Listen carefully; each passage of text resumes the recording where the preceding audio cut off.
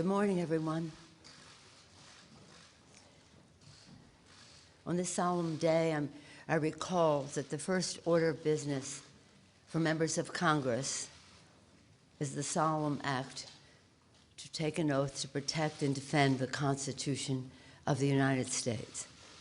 There's great respect and gratitude that I thank the chairs of the committees, the 6 committees who have been working to help us honor our oath of office. I also want to thank the staff of those committees and the committee members for all of their work over this period of time to help us protect and defend.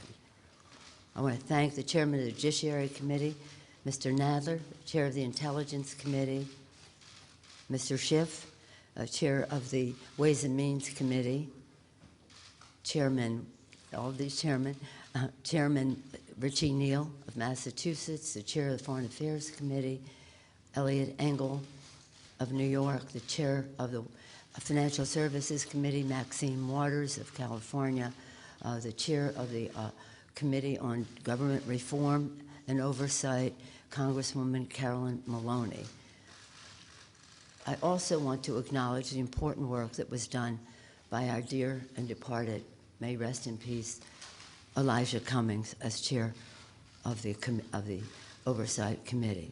Now pleased to yield to the distinguished chair of the Judiciary Committee, Mr. Nadler.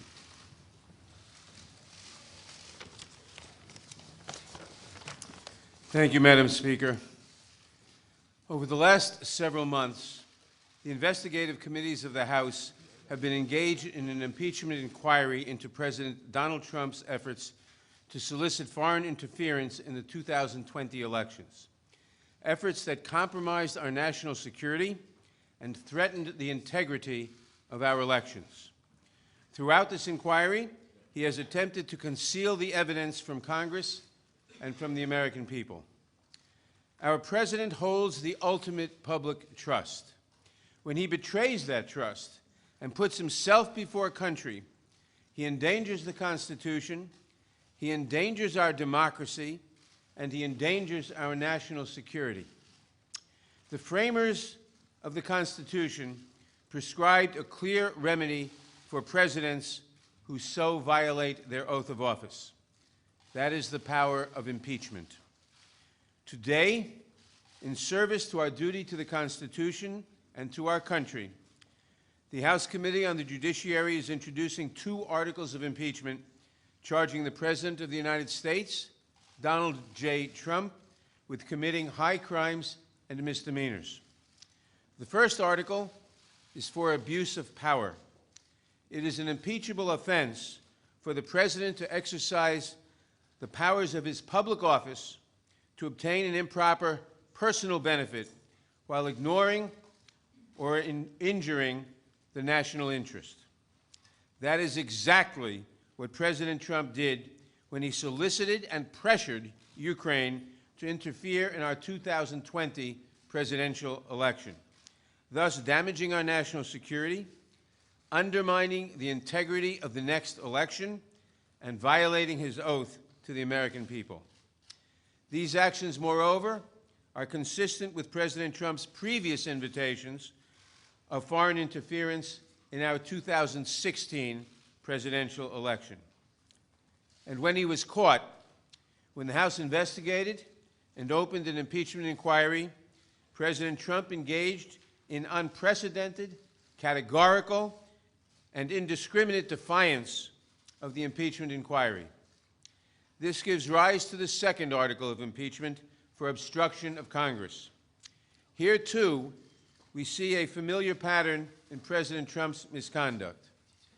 A president who declares himself above accountability, above the American people, and above Congress's power of impeachment, which is meant to protect against threats to our democratic institutions, is a president who sees himself as above the law. We must be clear. No one, not even the president, is above the law. I want to recognize the great contributions of the investigative chairs, particularly Intelligence Committee Chairman Adam Schiff, Foreign Affairs Chairman Elliot Engel, Committee on Oversight and Reform's former chairman, the late Elijah Cummings, and its new chairwoman, Carolyn Maloney, Financial Services Chairwoman Maxine Waters, and Ways and Means Chairman Richard Neal, who helped lay the foundation for the articles we are introducing today. I also want to thank my Judiciary Committee colleagues who were critical in our work to hold the President accountable and in the drafting of these articles. Later this week, the Judiciary Committee will meet to consider these articles of impeachment and to make a recommendation to the full House of Representatives. We do not take this action lightly, but we have taken an oath to defend the Constitution. And unlike President Trump, we understand that our duty, first and foremost, is to protect the Constitution and to protect the interests of the American people. That is why we must take this solemn step today. Elections are the cornerstone of democracy and are foundational to the rule of law.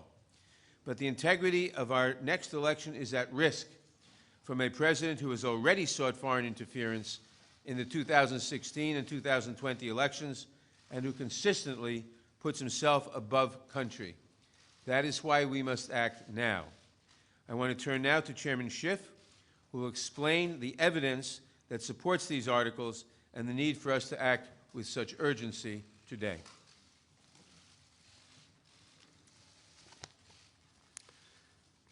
Thank you, Mr. Chairman.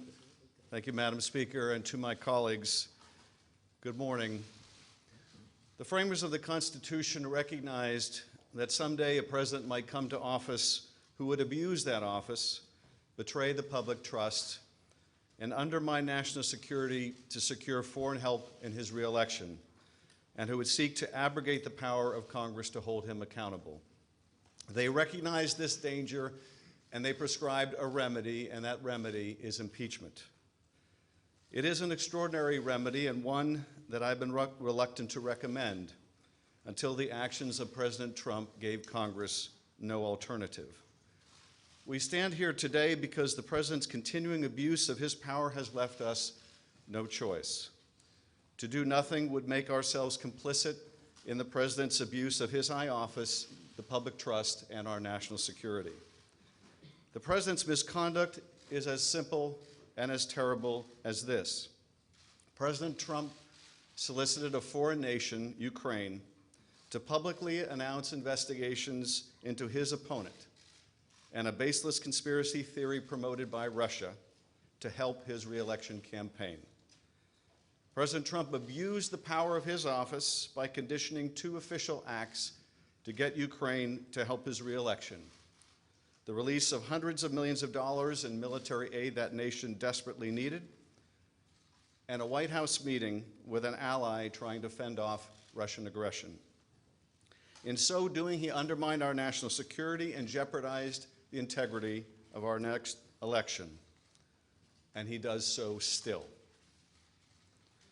The evidence of the President's misconduct is overwhelming and uncontested.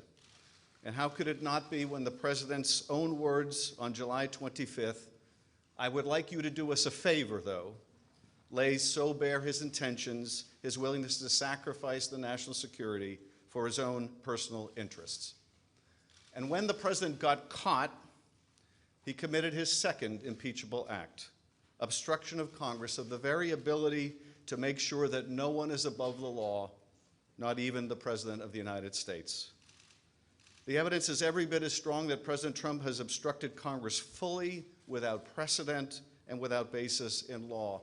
If allowed to stand, it would decimate Congress's ability to conduct oversight of this president or any other in the future, leaving this president and those who follow to be free to be as corrupt, malfeasant, or incompetent as they would like, with no prospect of discovery or accountability. Now, some would argue, why don't you just wait? Why don't you just wait until you get these witnesses the White House refuses to produce? Why don't you just wait until you get the documents the White House refuses to turn over? And people should understand what that argument really means. It has taken us 8 months to get a lower court ruling that Don McGahn has no absolute right to defy Congress. 8 months for one court decision. If it takes us another 8 months to get a second court or maybe a Supreme Court decision, people need to understand that is not the end of the process.